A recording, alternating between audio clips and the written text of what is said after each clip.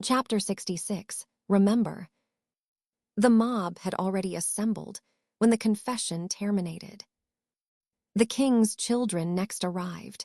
The Princess Charlotte, a beautiful, fair-haired child with tears in her eyes, and the Duke of Gloucester, a boy 8 or 9 years old, whose tearless eyes and curling lip revealed a growing pride. He had wept all night long, but would not show his grief before the people. Charles's heart melted within him at the sight of those 2 children, whom he had not seen for 2 years, and whom he now met at the moment of death. He turned to brush away a tear, and then, summoning up all his firmness, drew his daughter toward him, recommending her to be pious and resigned. Then he took the boy upon his knee. "My son," he said to him, "you saw a great number of people in the streets as you came here. These men are going to behead your father. Do not forget that. Perhaps someday they will want to make you king instead of the Prince of Wales or the Duke of York, your elder brothers. But you are not the king, my son, and can never be so while they are alive. Swear to me, then, never to let them put a crown upon your head unless you have a legal right to the crown. For one day, listen, my son, one day, if you do so, they will doom you to destruction, head and crown, too, and then you will not be able to die with a calm conscience, as I die. Swear, my son." The child stretched out his little hand toward that of his father and said, "I swear to your majesty." "Henry," said Charles, "call me your father." "Father," replied the child, "I swear to you that they shall kill me sooner than make me king." "Good, my child. Now kiss me, and you too, Charlotte. Never forget me. Oh, never, never," cried both the children, throwing their arms around their father's neck. "Farewell," said Charles. "Farewell, my children. Take them away, Juxon. Their tears will deprive me of the courage to die." Juxon led them away, and this time the doors were left open. Meanwhile, Athos, in his concealment, waited in vain the signal to recommence his work. 2 long hours he waited in terrible inaction. A death-like silence reigned in the room above. At last, he determined to discover the cause of this stillness. He crept from his hole and stood, hidden by the black drapery beneath the scaffold. Peeping out from the drapery, he could see the rows of halberdiers and musketeers around the scaffold, and the first ranks of the populace swaying and groaning like the sea. "What is the matter, then?" he asked himself, trembling more than the wind-swayed cloth he was holding back. "The people are hurrying on, the soldiers under arms, and among the spectators I see D'Artagnan. What is he waiting for? What is he looking at? Good God! Have they allowed the headsman to escape?" Suddenly, the dull beating of muffled drums filled the square. The sound of heavy steps was heard above his head. The next moment, the very planks of the scaffold creaked with the weight of an advancing procession, and the eager faces of the spectators confirmed what a last hope at the bottom of his heart had prevented him, till then, believing. At the same moment, a well-known voice above him pronounced these words, "Colonel, I want to speak to the people." Athos shuddered from head to foot. It was the king speaking on the scaffold. In fact, after taking a few drops of wine and a piece of bread, Charles, weary of waiting for death, had suddenly decided to go to meet it, and had given the signal for movement. Then the 2 wings of the window facing the square had been thrown open, and the people had seen silently advancing from the interior of the vast chamber. First, a masked man who, carrying an axe in his hand, was recognized as the executioner. He approached the block and laid his axe upon it. Behind him, pale indeed, but marching with a firm step, was Charles Stuart, who advanced between 2 priests, followed by a few superior officers appointed to preside at the execution, and attended by 2 files of partisans who took their places on opposite sides of the scaffold. The sight of the masked man gave rise to a prolonged sensation. Everyone was full of curiosity as to who that unknown executioner could be, who presented himself so opportunely to assure to the people the promised spectacle, when the people believed it had been postponed until the following day. All gazed at him searchingly, but they could discern nothing but a man of middle height, dressed in black, apparently of a certain age, for the end of a gray beard peeped out from the bottom of the mask that hid his features. The king's request had undoubtedly been acceded to by an affirmative sign, for in firm, sonorous accents, which vibrated in the depths of Athos's heart, the king began his speech, explaining his conduct and counseling the welfare of the kingdom. "Oh," said Athos to himself, "is it indeed possible that I hear what I hear and that I see what I see? Is it possible that God has abandoned his representative on earth and left him to die thus miserably? And I have not seen him. I have not said adieu to him. A noise was heard like that the instrument of death would make if moved upon the block. Do not touch the axe," said the king, and resumed his speech. At the end of his speech, the king looked tenderly around upon the people. Then, unfastening the diamond ornament which the queen had sent him, he placed it in the hands of the priest who accompanied Juxon. Then he drew from his breast a little cross set in diamonds, which, like the order, had been the gift of Henrietta Maria. "Sir," said he to the priest, "I shall keep this cross in my hand till the last moment. Take it from me when I am dead." "Yes, sire," said a voice, which Athos recognized as that of Aramis. He then took his hat from his head and threw it on the ground. One by one, he undid the buttons of his doublet, took it off, and deposited it by the side of his hat. Then, as it was cold, he asked for his gown, which was brought to him. All the preparations were made with a frightful calmness. One would have thought the king was going to bed, and not to his coffin. "Will these be in your way?" he said to the executioner, raising his long locks. "If so, they can be tied up." Charles accompanied these words with a look designed to penetrate the mask of the unknown headsman. His calm, noble gaze forced the man to turn away his head. But after the searching look of the king, he encountered the burning eyes of Aramis. The king, seeing that he did not reply, repeated his question. "It will do," replied the man in a tremulous voice, "if you separate them across the neck." The king parted his hair with his hands, and looking at the block, he said, "This block is very low. Is there no other to be had?" "It is the usual block," answered the man in the mask. "Do you think you can behead me with a single blow?" asked the king. "I hope so," was the reply. There was something so strange in these 3 words that everybody, except the king, shuddered. "I do not wish to be taken by surprise," added the king. "I shall kneel down to pray. Do not strike then." "When shall I strike?" "When I shall lay my head on the block and say, 'Remember,' then strike boldly." "Gentlemen," said the king to those around him, "I leave you to brave the tempest. I go before you to a kingdom which knows no storms. Farewell." He looked at Aramis and made a special sign to him with his head. "Now," he continued, "withdraw a little and let me say my prayer, I beseech you." "You also stand aside," he said to the masked man. "It is only for a moment, and I know that I belong to you, but remember that you are not to strike till I give the signal."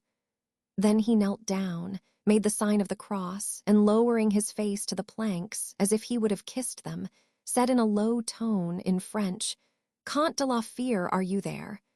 "Yes, your majesty," he answered, trembling. "Faithful friend, noble heart," said the king, "I should not have been rescued. I have addressed my people, and I have spoken to God. Last of all, I speak to you. To maintain a cause which I believed sacred, I have lost the throne, and my children their inheritance. 1,000,000 in gold remains.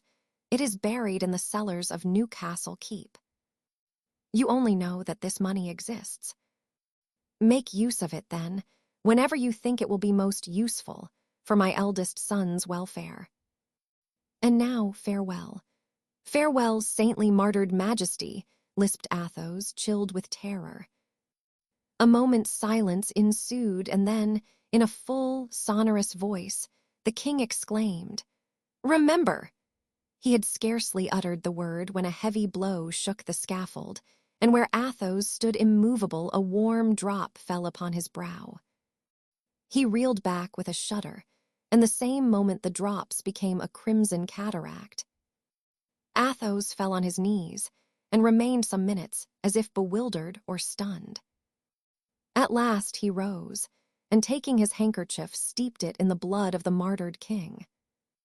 Then, as the crowd gradually dispersed, he leaped down, crept from behind the drapery, glided between two horses, mingled with the crowd, and was the first to arrive at the inn.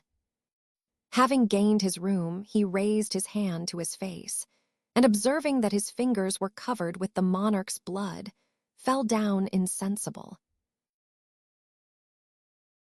Chapter 67. The Man in the Mask. The snow was falling thick and icy. Aramis was the next to come in, and to discover Athos almost insensible. But at the first words he uttered, the Count roused himself from the kind of lethargy in which he had sunk. "Well," said Aramis, "beaten by fate." "Beaten," said Athos. "Noble and unhappy king, are you wounded?" cried Aramis. "No, this is his blood. Where were you then? Where you left me under the scaffold? Did you see it all?" "No, but I heard all." "God preserve me from another such hour as I have just passed. Then you know that I did not leave him. I heard your voice up to the last moment. Here is the order he gave me and the cross I took from his hand. He desired they should be returned to the queen. Then here is a handkerchief to wrap them in," replied Athos, drawing from his pocket the one he had steeped in the king's blood. "And what," he continued, "has been done with the poor body? By order of Cromwell, royal honors will be accorded to it. The doctors are embalming the corpse, and when it is ready it will be placed in a lighted chapel." "Mockery," muttered Athos, savagely. "Royal honors to one whom they have murdered." "Well, cheer up," said a loud voice from the staircase, which Porthos had just mounted. "We are all mortal, my poor friends. You are late, my dear Porthos. Yes, there were some people on the way who delayed me. The wretches were dancing. I took one of them, by the throat and 3/4 throttled him. Just then a patrol rode up. Luckily, the man I had had most to do with was some minutes before he could speak, so I took advantage of his silence to walk off. Have you seen D'Artagnan? We got separated in the crowd, and I could not find him again." "Oh," said Athos, satirically, "I saw him." He was in the front row of the crowd, admirably placed for seeing, and as on the whole the sight was curious, he probably wished to stay to the end. "Ah, Comte de la Fere," said a calm voice, though hoarse with running, "is it your habit to calumniate the absent?" This reproof stung Athos to the heart, but as the impression produced by seeing D'Artagnan foremost in a coarse, ferocious crowd had been very strong, he contented himself with replying, "I am not calumniating you, my friend. They were anxious about you here. I simply told them where you were. You didn't know King Charles. To you he was only a foreigner, and you were not obliged to love him." So saying, he stretched out his hand, but the other pretended not to see it, and he let it drop again slowly by his side. "Nothing." "I am tired," cried D'Artagnan, sitting down. "Drink a glass of port," said Aramis. "It will refresh you." "Yes, let us drink," said Athos, anxious to make it up by hobnobbing with D'Artagnan. "Let us drink and get away from this hateful country." The felucca is waiting for us, you know. Let us leave tonight, we have nothing more to do here." "You are in a hurry, Sir Count," said D'Artagnan. "But what would you have us to do here, now that the king is dead?" "Go, Sir Count," replied D'Artagnan carelessly. "You see nothing to keep you a little longer in England." "Well, for my part, I, a bloodthirsty ruffian who can go and stand close to a scaffold, in order to have a better view of the king's execution, I remain." Athos turned pale. Every reproach his friend uttered struck deeply in his heart. "Ah, you remain in London," said Porthos. "Yes." "And you—" "Hang it," said Porthos, a little perplexed between the two. "I suppose, as I came with you, I must go away with you." "I can't leave you alone in this abominable country." "Thanks, my worthy friend." "So I have a little adventure to propose to you when the Count is gone. I want to find out who was the man in the mask who so obligingly offered to cut the king's throat." "A man in a mask!" cried Athos. "You did not let the executioner escape, then?" "The executioner is still in the cellar, where, I presume, he has had an interview with mine host's bottles." "But you remind me." "Mousqueton." "Sir," answered a voice from the depths of the earth. "Let out your prisoner." "All is over." "But," said Athos, "who is the wretch that has dared to raise his hand against his king?" "An amateur headsman," replied Aramis, "who, however, does not handle the axe amiss." "Did you not see his face?" asked Athos. "He wore a mask. But you, Aramis, who were close to him—" "I could see nothing but a gray beard under the fringe of the mask. Then it must be a man of a certain age." "Oh," said D'Artagnan, "that matters little. When one puts on a mask, it is not difficult to wear a beard under it." "I am sorry I did not follow him," said Porthos. "Well, my dear Porthos," said D'Artagnan, "that's the very thing it came into my head to do." Athos understood all now. "Pardon me, D'Artagnan," he said. "I have distrusted God. I could the more easily distrust you." "Pardon me, my friend. We will see about that presently," said D'Artagnan with a slight smile.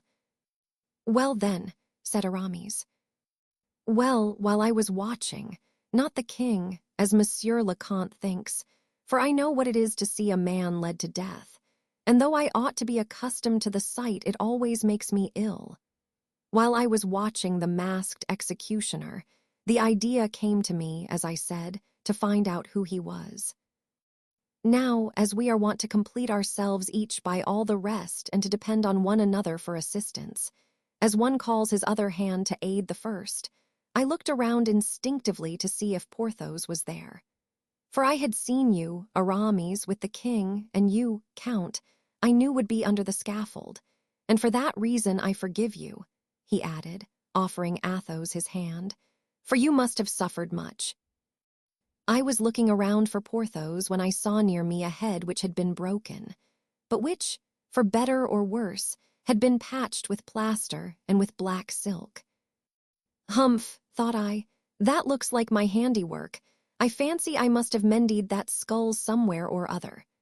And, in fact, it was that unfortunate Scotchman, Perry's brother, you know, on whom Groslow amused himself by trying his strength. Well, this man was making signs to another at my left, and turning around I recognized the honest Grimaud. "Oh," said I to him. Grimaud turned round with a jerk, recognized me, and pointed to the man in the mask. "Eh," said he, which meant, "Do you see him?" "Parbleu," I answered, and we perfectly understood one another. Well, everything was finished, as you know. The mob dispersed. I made a sign to Grimaud and the Scotchman, and we all three retired into a corner of the square. I saw the executioner return into the king's room, change his clothes, put on a black hat and a large cloak and disappear. 5 minutes later he came down the grand staircase. "You followed him," cried Athos. I should think so, but not without difficulty. Every few minutes he turned around, and thus obliged us to conceal ourselves. I might have gone up to him and killed him. But I am not selfish, and I thought it might console you all a little to have a share in the matter. So we followed him through the lowest streets in the city, and in half an hour's time he stopped before a little isolated house. Grimaud drew out a pistol. "Eh," said he, showing it. I held back his arm. The man in the mask stopped before a low door and drew out a key. But before he placed it in the lock, he turned around to see if he was being followed. Grimaud and I got behind a tree, and the Scotchman, having nowhere to hide himself, threw himself on his face in the road. Next moment the door opened and the man disappeared. "The scoundrel," said Aramis. "While you have been returning hither he will have escaped, and we shall never find him." "Come now, Aramis," said D'Artagnan, "you must be taking me for someone else." "Nevertheless," said Athos, "in your absence—" "Well, in my absence haven't I put in my place Grimaud and the Scotchman?" Before he had taken 10 steps beyond the door, I had examined the house on all sides. At one of the doors, that by which he had entered, I placed our Scotchman, making a sign to him to follow the man wherever he might go, if he came out again. Then going around the house, I placed Grimaud at the other exit, and here I am. Our game is beaten up. Now for the tally-ho. Athos threw himself into D'Artagnan's arms. "Friend," he said, "you have been too good in pardoning me. I was wrong, 100 times wrong. I ought to have known you better by this time, but we are all possessed of a malignant spirit which bids us doubt." "Humph!" said Porthos. "Don't you think the executioner might be Master Cromwell, who, to make sure of this affair, undertook it himself?" "Ah, just so. Cromwell is stout and short, and this man thin and lanky, rather tall than otherwise." "Some condemned soldier, perhaps," suggested Athos, "whom they have pardoned at the price of regicide." "No, no," continued D'Artagnan, "it was not the measured step of a foot soldier, nor was it the gait of a horseman. If I am not mistaken, we have to do with a gentleman." "A gentleman!" exclaimed Athos. "Impossible. It would be a dishonor to all the nobility." "Fine sport, by Jove!" cried Porthos, with a laugh that shook the windows. "Fine sport! Are you still bent on departure, Athos?" asked D'Artagnan. "No, I remain," replied Athos, with a threatening gesture that promised no good to whomsoever it was addressed. "Swords, then," cried Aramis, "swords. Let us not lose a moment." The 4 friends resumed their own clothes, girded on their swords, ordered Mousqueton and Blaisois to pay the bill and to arrange everything for immediate departure, and wrapped in their large cloaks left in search of their game. The night was dark, snow was falling, the streets were silent and deserted. D'Artagnan led the way through the intricate windings and narrow alleys of the city, and ere long they had reached the house in question. For a moment, D'Artagnan thought that Perry's brother had disappeared, but he was mistaken. The robust Scotchman, accustomed to the snows of his native hills, had stretched himself against a post, and like a fallen statue, insensible to the inclemency of the weather, had allowed the snow to cover him. He rose, however, as they approached. "Come," said Athos, "here's another good servant. Really, honest men are not so scarce as I thought. Don't be in a hurry to weave crowns for our Scotchman. I believe the fellow is here on his own account, for I have heard that these gentlemen born beyond the Tweed are very vindictive. I should not like to be Groslow if he meets him." "Well," said Athos to the man in English. "No one has come out," he replied. "Then, Porthos and Aramis, will you remain with this man while we go around to Grimaud?" Grimaud had made himself a kind of sentry box out of a hollow willow, and as they drew near, he put his head out and gave a low whistle. "Soho," cried Athos. "Yes," said Grimaud. "Well, has anybody come out?" "No, but somebody has gone in." "A man or a woman?" "A man." "Ah." "Ah," said D'Artagnan, "there are two of them, then." "I wish there were four," said Athos. "The two parties would then be equal." "Perhaps there are four," said D'Artagnan. "What do you mean?" "Other men may have entered before them and waited for them." "We can find out," said Grimaud. At the same time, he pointed to a window, through the shutters of which a faint light streamed. "That is true," said D'Artagnan.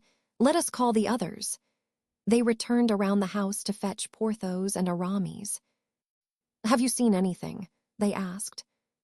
"No, but we are going too," replied D'Artagnan, pointing to Grimaud, who had already climbed some 5 or 6 feet from the ground. All four came up together. Grimaud continued to climb like a cat, and succeeded at last in catching hold of a hook, which served to keep one of the shutters back when opened. Then, resting his foot on a small ledge, he made a sign to show all was right. "Well?" asked D'Artagnan. Grimaud showed his closed hand, with 2 fingers spread out. "Speak," said Athos. "We cannot see your signs." "How many are there?" "2. One opposite to me, the other with his back to me." "Good." "And the man opposite to you is—" "The man I saw go in." "Do you know him?" "I thought I recognized him and was not mistaken." "Short and stout." "Who is it?" they all asked together in a low tone. "General Oliver Cromwell." The 4 friends looked at one another. "And the other?" asked Athos. "Thin and lanky." "The executioner," said D'Artagnan and Aramis at the same time. "I can see nothing but his back," resumed Grimaud. "But wait. He is moving, and if he has taken off his mask, I shall be able to see." "Ah," and as if struck in the heart, he let go the hook and dropped with a groan. "Did you see him?" they all asked. "Yes," said Grimaud, with his hair standing on end. "The thin, spare man." "Yes." "The executioner, in short?" asked Aramis. "Yes." "And who is it?" said Porthos. He is," murmured Grimaud, pale as a ghost and seizing his master's hand. "Who he?" asked Athos. "Mordaunt," replied Grimaud. D'Artagnan, Porthos, and Aramis uttered a cry of joy. Athos stepped back and passed his hand across his brow. "Fatality," he muttered. Chapter 68. Cromwell's House. It was, in fact, Mordaunt whom D'Artagnan had followed, without knowing it. On entering the house, he had taken off his mask and imitation beard, then, mounting a staircase, had opened a door, and in a room lighted by a single lamp, found himself face to face with a man seated behind a desk. This man was Cromwell. Cromwell had 2 or 3 of these retreats in London, unknown except to the most intimate of his friends. Mordaunt was among these. "It is you, Mordaunt," he said. "You are late. General, I wish to see the ceremony to the end, which delayed me." "Ah, I scarcely thought you were so curious as that." "I am always curious to see the downfall of your honor's enemies, and he was not among the least of them." "But you, General, were you not at Whitehall?" "No," said Cromwell. There was a moment's silence. "Have you had any account of it?"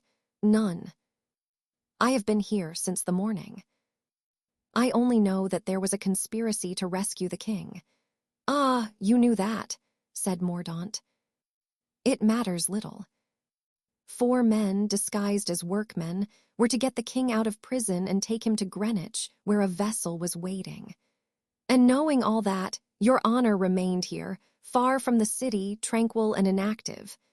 "Tranquil, yes," replied Cromwell. But who told you I was inactive? But if the plot had succeeded, I wished it to do so. I thought your excellence considered the death of Charles I as a misfortune necessary to the welfare of England. Yes, his death, but it would have been more seemly not upon the scaffold. Why so? Asked Mordaunt. Cromwell smiled. Because it could have been said that I had had him condemned for the sake of justice and had let him escape out of pity. But if he had escaped, impossible, my precautions were taken. And does your honor know the 4 men who undertook to rescue him? The 4 Frenchmen, of whom 2 were sent by the Queen to her husband and 2 by Mazarin to me. And do you think Mazarin commissioned them to act as they have done? It is possible. But he will not avow it. How so? Because they failed. Your honor gave me 2 of these Frenchmen when they were only guilty of fighting for Charles I. Now that they are guilty of a conspiracy against England, will your honor give me all 4 of them? Take them, said Cromwell. Mordaunt bowed, with a smile of triumphant ferocity. Did the people shout at all? Cromwell asked. Very little, except, "Long live Cromwell." Where were you placed? Mordaunt tried for a moment to read in the general's face if this was simply a useless question, or whether he knew everything. But his piercing eyes could by no means penetrate the somber depths of Cromwell's. I was so situated as to hear and see everything, he answered. It was now Cromwell's turn to look fixedly at Mordaunt, and Mordaunt to make himself impenetrable. It appears, said Cromwell, that this improvised executioner did his duty remarkably well. The blow, so they tell me at least, was struck with a master's hand. Mordaunt remembered that Cromwell had told him he had had no detailed account, and he was now quite convinced that the general had been present at the execution, hidden behind some screen or curtain. In fact, said Mordaunt, with a calm voice and immovable countenance, a single blow sufficed. Perhaps it was someone in that occupation, said Cromwell. Do you think so, sir? He did not look like an executioner. And who else save an executioner would have wished to fill that horrible office? But, said Mordaunt, it might have been some personal enemy of the king who had made a vow of vengeance and accomplished it in this way. Perhaps it was some man of rank who had grave reasons for hating the fallen king, and who, learning that the king was about to flee and escape him, threw himself in the way, with a mask on his face and an axe in his hand, not as substitute for the executioner, but as an ambassador of fate. Possibly. And if that were the case, would your honor condemn his action? It is not for me to judge. It rests between his conscience and his God. But if your honor knew this man, I neither know nor wish to know him. Provided Charles is dead, it is the axe, not the man, we must thank. And yet, without the man, the king would have been rescued. Cromwell smiled. They would have carried him to Greenwich, he said, and put him on board a felucca with 5 barrels of powder in the hold. Once out to sea, you are too good a politician not to understand the rest, Mordaunt. Yes, they would have all been blown up. Just so. The explosion would have done what the axe had failed to do. Men would have said that the king had escaped human justice and been overtaken by gods. You see now why I did not care to know your gentleman in the mask, for really, in spite of his excellent intentions, I could not thank him for what he has done. Mordaunt bowed humbly. Sir, he said, you are a profound thinker and your plan was sublime. Say absurd, since it has become useless. The only sublime ideas in politics are those which bear fruit. So tonight, Mordaunt, go to Greenwich and ask for the captain of the felucca Lightning. Show him a white handkerchief knotted at the 4 corners and tell the crew to disembark and carry the powder back to the arsenal, unless, indeed. Unless, said Mordaunt, whose face was lighted by a savage joy as Cromwell spoke, this skiff might be of use to you for personal projects. "Oh, my lord, my lord. That title," said Cromwell, laughing, "is all very well here, but take care a word like that does not escape your lips in public. But your honor will soon be called so generally." "I hope so, at least," said Cromwell, rising and putting on his cloak. "You are going, sir." "Yes," said Cromwell. "I slept here last night and the night before, and you know it is not my custom to sleep 3 times in the same bed." "Then," said Mordaunt, "your honor gives me my liberty for tonight, and even for all day tomorrow if you want it. Since last evening," he added, smiling, "you have done enough in my service, and if you have any personal matters to settle it is just that I should give you time." "Thank you, sir. It will be well employed, I hope." Cromwell turned as he was going. "Are you armed?" he asked. "I have my sword. And no one waiting for you outside?" "No." "Then you had better come with me." "Thank you, sir, but the way by the subterranean passage would take too much time, and I have none to lose." Cromwell placed his hand on a hidden handle and opened a door so well concealed by the tapestry that the most practiced eye could not have discovered it. It closed after him with a spring.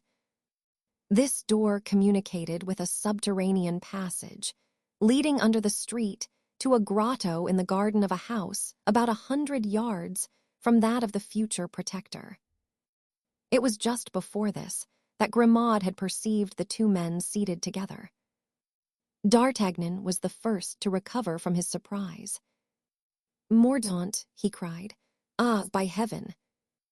It is God himself who sent us here." "Yes," said Porthos, "let us break the door in and fall upon him."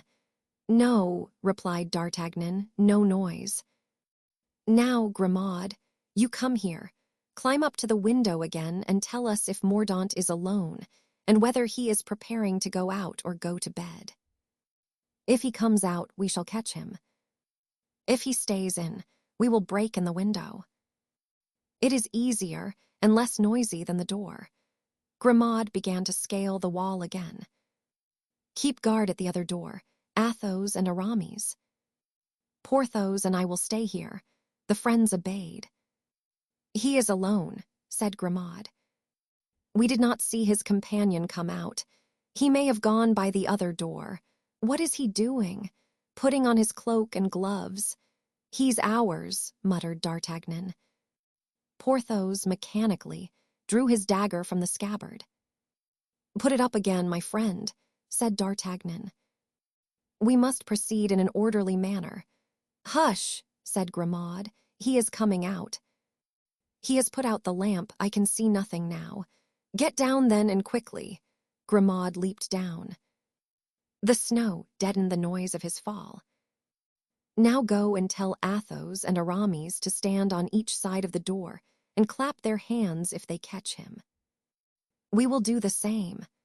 The next moment the door opened, and Mordaunt appeared on the threshold, face to face with D'Artagnan. Porthos clapped his hands, and the other 2 came running around. Mordaunt was livid, but he uttered no cry nor called for assistance. D'Artagnan quietly pushed him in again, and by the light of a lamp on the staircase made him ascend the steps backward one by one, keeping his eyes all the time on Mordaunt's hands, who, however, knowing that it was useless, attempted no resistance. At last they stood face to face in the very room where 10 minutes before Mordaunt had been talking to Cromwell. Porthos came up behind, and unhooking the lamp on the staircase relit that in the room. Athos and Aramis entered last and locked the door behind them. "Oblige me by taking a seat," said D'Artagnan, pushing a chair toward Mordaunt, who sat down, pale but calm. Aramis, Porthos, and D'Artagnan drew their chairs near him. Athos alone kept away and sat in the furthest corner of the room, as if determined to be merely a spectator of the proceedings. He seemed to be quite overcome. Porthos rubbed his hands in feverish impatience. Aramis bit his lips till the blood came. D'Artagnan alone was calm, at least in appearance. Monsieur Mordaunt, he said, since, after running after one another so long, chance has at last brought us together, let us have a little conversation, if you please. Chapter 69. Conversational. Though Mordaunt had been so completely taken by surprise, and had mounted the stairs in such utter confusion, when once seated he recovered himself, as it were, and prepared to seize any possible opportunity of escape. His eye wandered to a long, stout sword on his flank, and he instinctively slipped it around within reach of his right hand. D'Artagnan was waiting for a reply to his remark, and said nothing. Aramis muttered to himself, "We shall hear nothing but the usual commonplace things." Porthos sucked his mustache, muttering, "A good deal of ceremony tonight about crushing an adder." Athos shrunk into his corner, pale and motionless as a bas-relief. The silence, however, could not last forever. So D'Artagnan began. "Sir," he said, with desperate politeness, "it seems to me that you change your costume almost as rapidly as I have seen the Italian mummers do, whom the Cardinal Mazarin brought over from Bergamo, and whom he doubtless took you to see during your travels in France." Mordaunt did not reply. "Just now," D'Artagnan continued, "you were disguised, I mean to say, attired as a murderer, and now I look very much like a man who is going to be murdered." "Oh." "Sir," said D'Artagnan, "how can you talk like that when you are in the company of gentlemen and have such an excellent sword at your side? No sword is excellent enough to be of use against 4 swords and daggers. Well, that is scarcely the question. I had the honor of asking you why you altered your costume. The mask and beard became you very well, and as to the axe, I do not think it would be out of keeping even at this moment. Why, then, have you laid it aside? Because, remembering the scene at Armentières, I thought I should find 4 axes for one, as I was to meet 4 executioners." "Sir," replied D'Artagnan, in the calmest manner possible, "you are very young. I shall therefore overlook your frivolous remarks.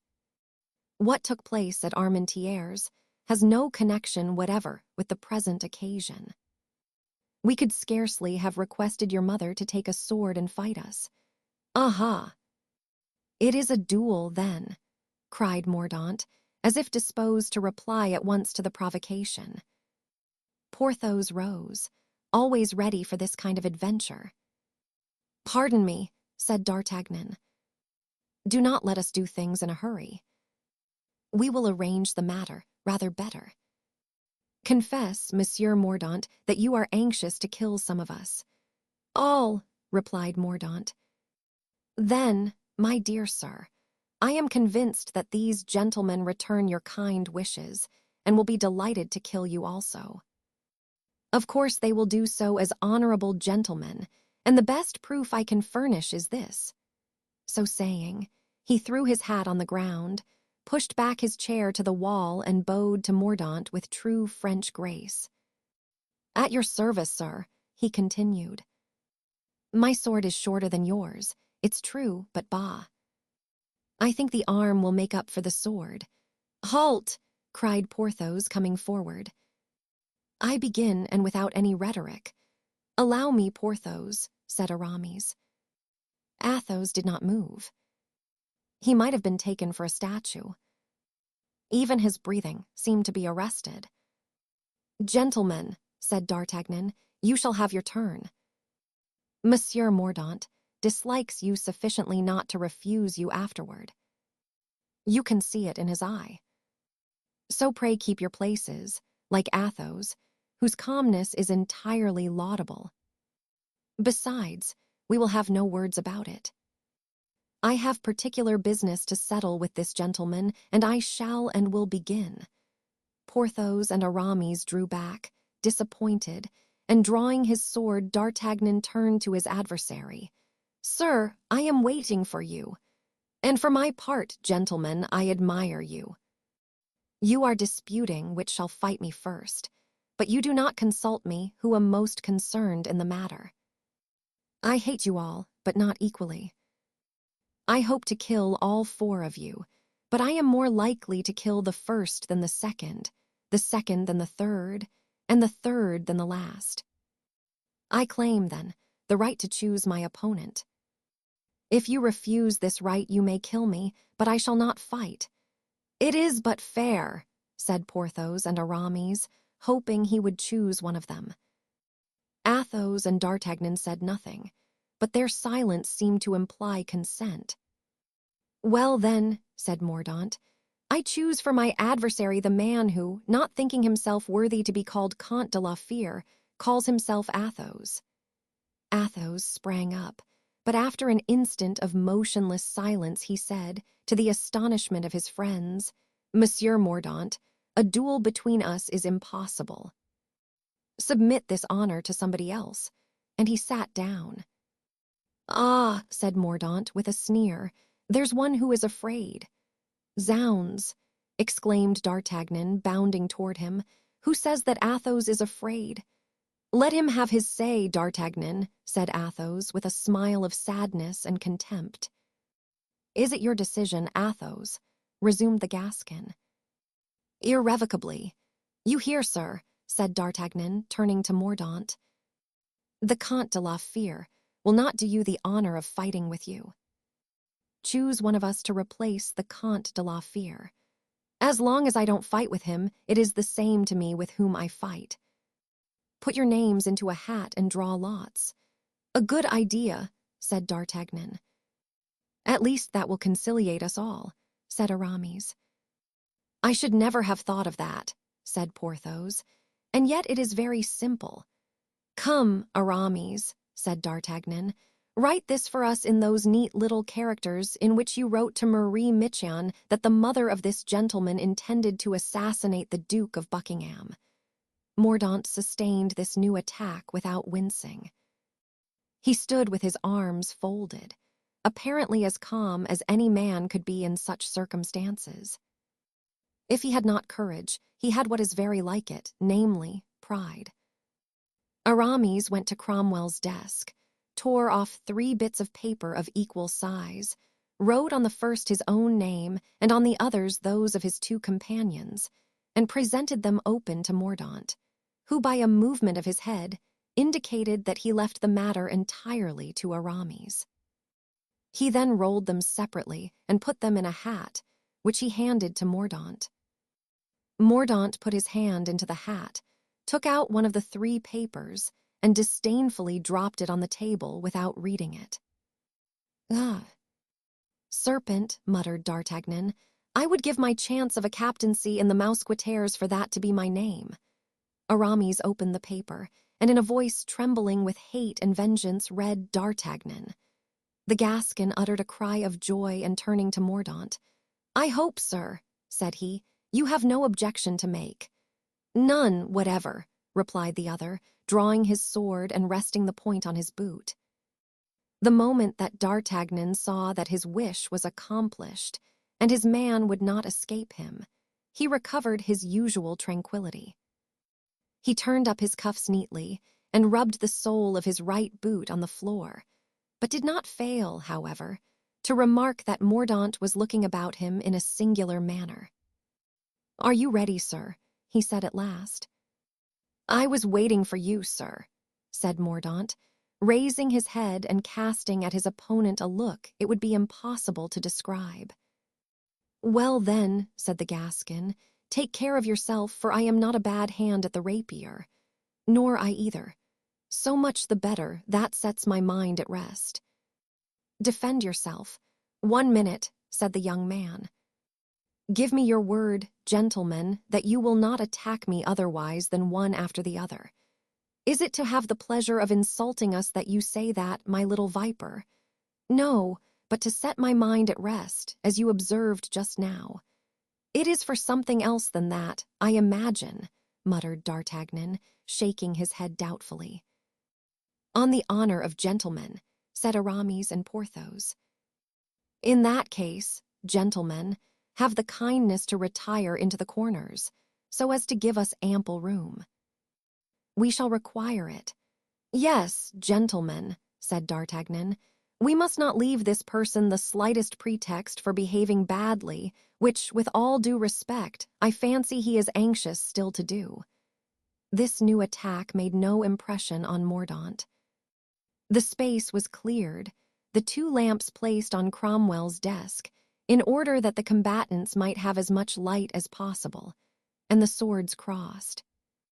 D'Artagnan was too good a swordsman to trifle with his opponent. He made a rapid and brilliant feint, which Mordaunt parried. "Aha!" he cried with a smile of satisfaction.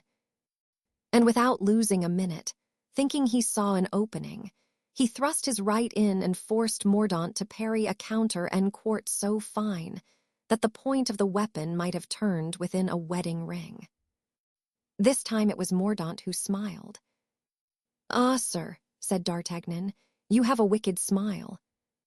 It must have been the devil who taught it you, was it not?" Mordaunt replied by trying his opponent's weapon with an amount of strength which the Gascon was astonished to find in a form apparently so feeble. But thanks to a parry no less clever than that which Mordaunt had just achieved, he succeeded in meeting his sword, which slid along his own without touching his chest. Mordaunt rapidly sprang back a step. "Ah! You lose ground. You are turning." "Well, as you please. I even gain something by it, for I no longer see that wicked smile of yours. You have no idea what a false look you have, particularly when you are afraid. Look at my eyes, and you will see what no looking-glass has ever shown you, a frank and honorable countenance." To this flow of words, not perhaps in the best taste, but characteristic of D'Artagnan, whose principal object was to divert his opponent's attention, Mordaunt did not reply, but continuing to turn around, he succeeded in changing places with D'Artagnan. He smiled more and more sarcastically, and his smile began to make the Gascon anxious. "Come, come," cried D'Artagnan, "we must finish with this." And in his turn he pressed Mordaunt hard, who continued to lose ground, but evidently on purpose and without letting his sword leave the line for a moment. However, as they were fighting in a room and had not space to go on like that forever, Mordaunt's foot at last touched the wall, against which he rested his left hand. "Ah, this time you cannot lose ground, my fine friend," exclaimed D'Artagnan. "Gentlemen, did you ever see a scorpion pinned to a wall?" "No." "Well, then, you shall see it now." In a second, D'Artagnan had made 3 terrible thrusts at Mordaunt, all of which touched, but only pricked him. The 3 friends looked on, panting and astonished. At last, D'Artagnan, having got up too close, stepped back to prepare a 4th thrust. But the moment when, after a fine, quick feint, he was attacking as sharply as lightning, the wall seemed to give way, Mordaunt disappeared through the opening, and D'Artagnan's blade, caught between the panels, shivered like a sword of glass. D'Artagnan sprang back. The wall had closed again. Mordaunt, in fact, while defending himself, had maneuvered so as to reach the secret door by which Cromwell had left, had felt for the knob with his left hand, pressed it, and disappeared. The Gascon uttered a furious imprecation, which was answered by a wild laugh on the other side of the iron panel. "Help me, gentlemen," cried D'Artagnan. "We must break in this door." "It is the devil in person," said Aramis, hastening forward. "He escapes us," growled Porthos, pushing his huge shoulder against the hinges, but in vain. "Yes, blood." "He escapes us. So much the better," muttered Athos. "I thought as much," said D'Artagnan, wasting his strength in useless efforts. "Zounds, I thought as much when the wretch kept moving around the room. I thought he was up to something. It's a misfortune to which his friend the devil treats us," said Aramis. "It's a piece of good fortune sent from heaven," said Athos, evidently much relieved. "Really," said D'Artagnan, abandoning the attempt to burst open the panel after several ineffectual attempts. "Athos, I cannot imagine how you can talk to us in that way. You cannot understand the position we are in. In this kind of game, not to kill is to let one's self be killed. This fox of a fellow will be sending us 100 iron-sided beasts who will pick us off like sparrows in this place. Come, come, we must be off. If we stay here 5 minutes more, there's an end of us." "Yes, you are right, but where shall we go?" asked Porthos. "To the hotel, to be sure, to get our baggage and horses, and from there, if it please God, to France, where at least I understand the architecture of the houses." So, suiting the action to the word, D'Artagnan thrust the remnant of his sword into its scabbard, picked up his hat and ran down the stairs, followed by the others. Chapter 70. The skiff, lightning. D'Artagnan had judged correctly. Mordaunt felt that he had no time to lose, and he lost none. He knew the rapidity of decision and action that characterized his enemies, and resolved to act with reference to that. This time, the musketeers had an adversary who was worthy of them. After closing the door carefully behind him, Mordaunt glided into the subterranean passage, sheathing on the way his now useless sword, and thus reached the neighboring house, where he paused to examine himself and to take breath. "Good," he said. "Nothing, almost nothing, scratches, nothing more, 2 in the arm and 1 in the breast. The wounds that I make are better than that. Witness the executioner of Bethune, my uncle and King Charles. Now, not a second to lose, for a second lost will perhaps save them. They must die altogether, killed at one stroke by the thunder of men in default of God. They must disappear, broken, scattered, annihilated. I will run, then, till my legs no longer serve, till my heart bursts in my bosom, but I will arrive before they do." Mordaunt proceeded at a rapid pace to the nearest cavalry barracks, about 1/4 of a league distant. He made that 1/4 of a league in 4 or 5 minutes. Arrived at the barracks, he made himself known, took the best horse in the stables, mounted and gained the high road.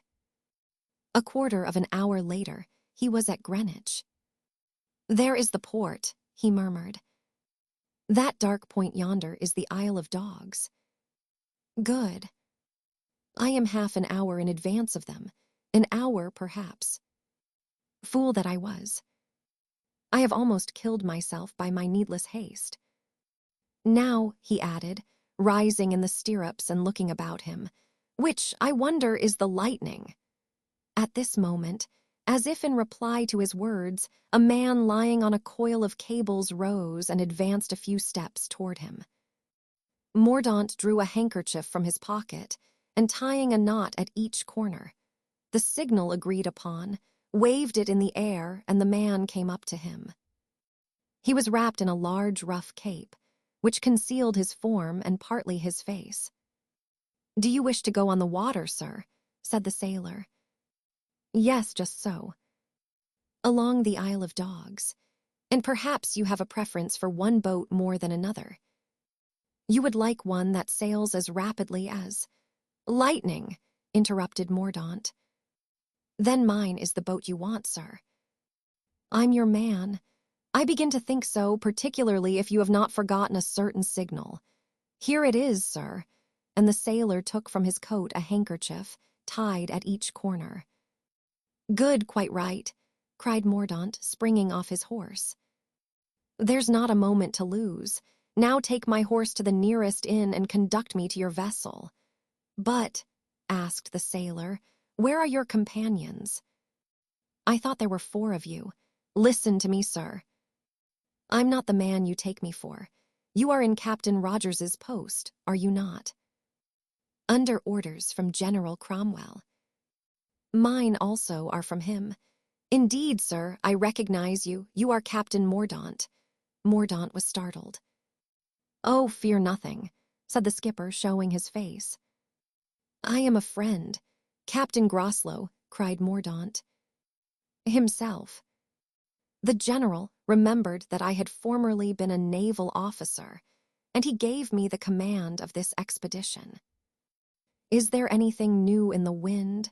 Nothing. I thought perhaps that the king's death has only hastened their flight. In 10 minutes they will perhaps be here. What have you come for, then? To embark with you. Ah.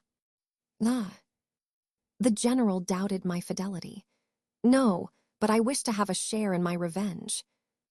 Haven't you someone who will relieve me of my horse? Groslow whistled, and a sailor appeared. Patrick, said Groslow, take this horse to the stables of the nearest inn. If anyone asks you whose it is, you can say that it belongs to an Irish gentleman. The sailor departed without reply. Now, said Mordaunt, are you not afraid that they will recognize you? There is no danger, dressed as I am in this pilot coat, on a night as dark as this. Besides, even you didn't recognize me, they will be much less likely to. That is true, said Mordaunt, and they will be far from thinking of you. Everything is ready, is it not? Yes. The cargo on board? Yes. 5 full casks, and 50 empty ones. Good, we are carrying port wine to Anvers. Excellent. Now take me aboard and return to your post, for they will soon be here. I am ready. It is important that none of your crew should see me. I have but one man on board, and I am as sure of him as I am of myself. Besides, he doesn't know you. Like his mates, he is ready to obey our orders, knowing nothing of our plan. Very well, let us go. They then went down to the Thames. A boat was fastened to the shore by a chain fixed to a stake. Groslow jumped in, followed by Mordaunt, and in 5 minutes they were quite away from that world of houses, which then crowded the outskirts of London, and Mordaunt could discern the little vessel riding at anchor near the Isle of Dogs. When they reached the side of this felucca, Mordaunt, dexterous in his eagerness for vengeance, seized a rope and climbed up the side of the vessel with a coolness and agility very rare among landsmen.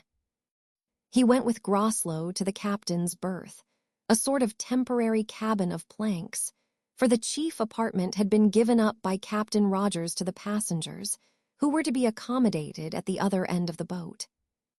They will have nothing to do, then, at this end, said Mordaunt.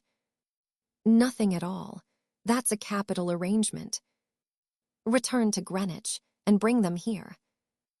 I shall hide myself in your cabin. You have a longboat, that in which we came. It appeared light and well constructed, quite a canoe.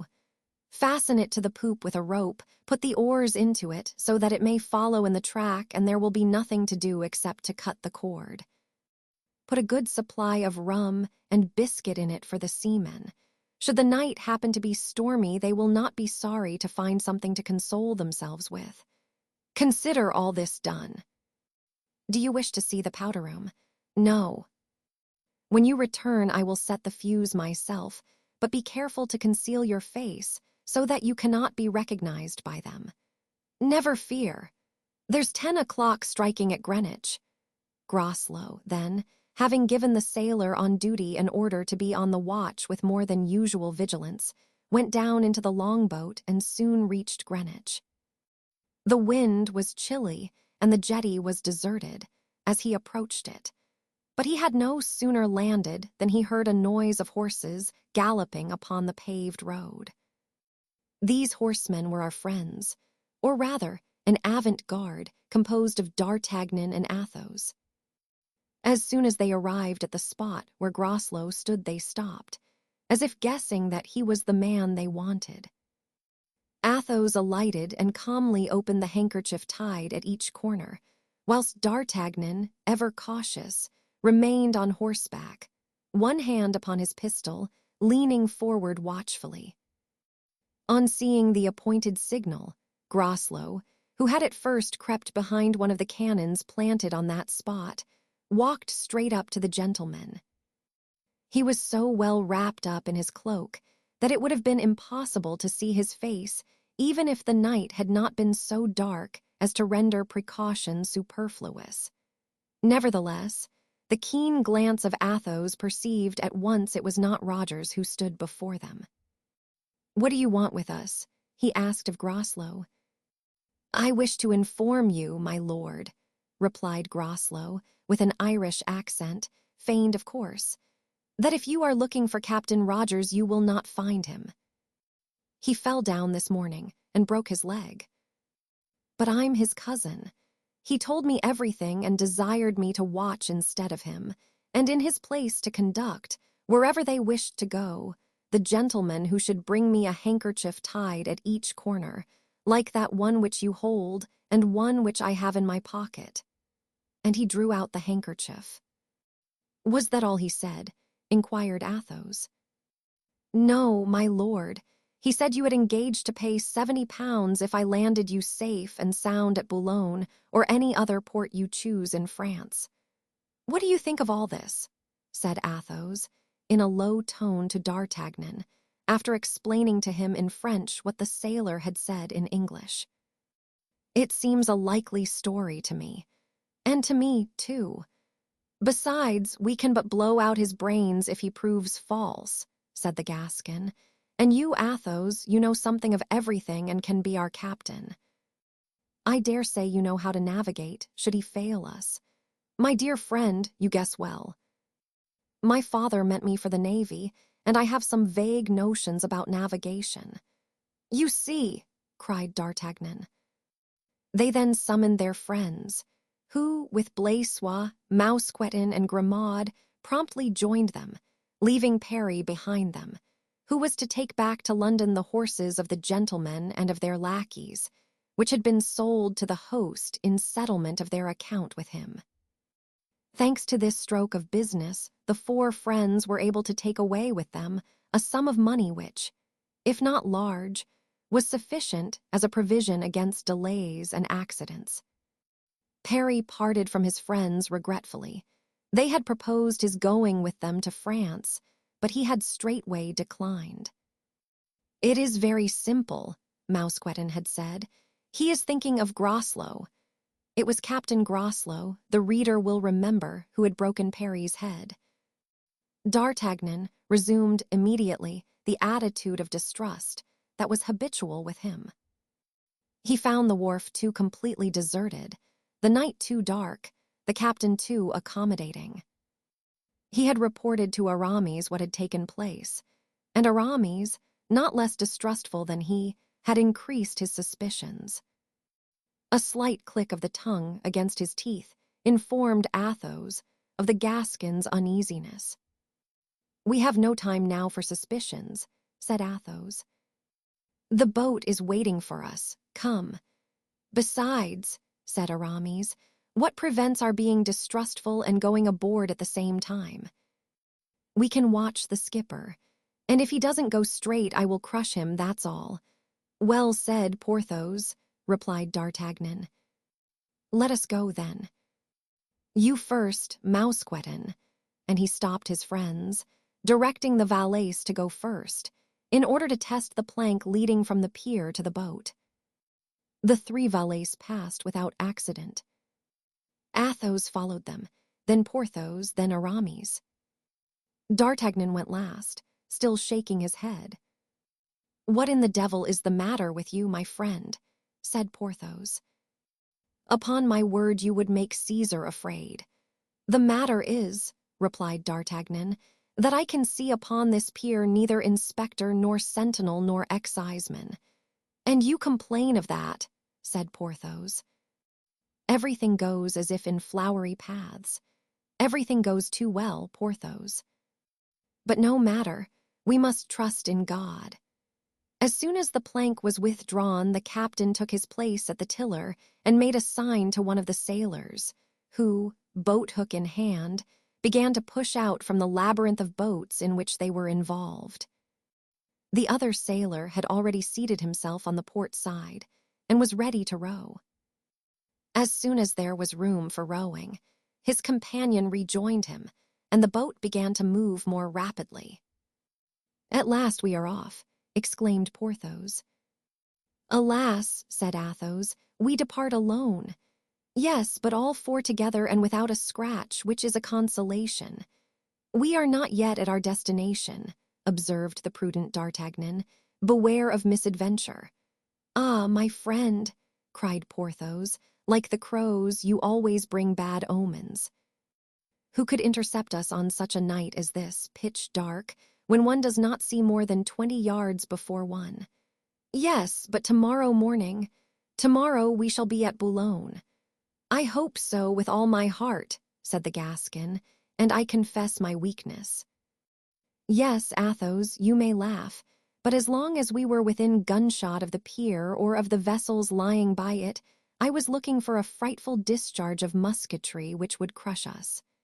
"But," said Porthos, with great wisdom, "that was impossible, for they would have killed the captain and the sailors." "Bah! Much Monsieur Mordaunt would care." "You don't imagine he would consider a little thing like that?" "At any rate," said Porthos, "I am glad to hear D'Artagnan admit that he is afraid." "I not only confess it, but am proud of it," returned the Gascon. "I'm not such a rhinoceros as you are." "Oh ho! What's that?" "The Lightning," answered the captain, "our felucca." "So far, so good," laughed Athos.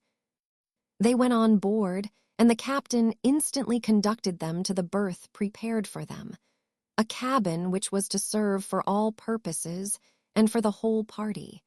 He then tried to slip away under pretext of giving orders to someone. "Stop a moment," cried D'Artagnan. "Pray how many men have you on board, Captain?" "I don't understand," was the reply. "Explain it, Athos."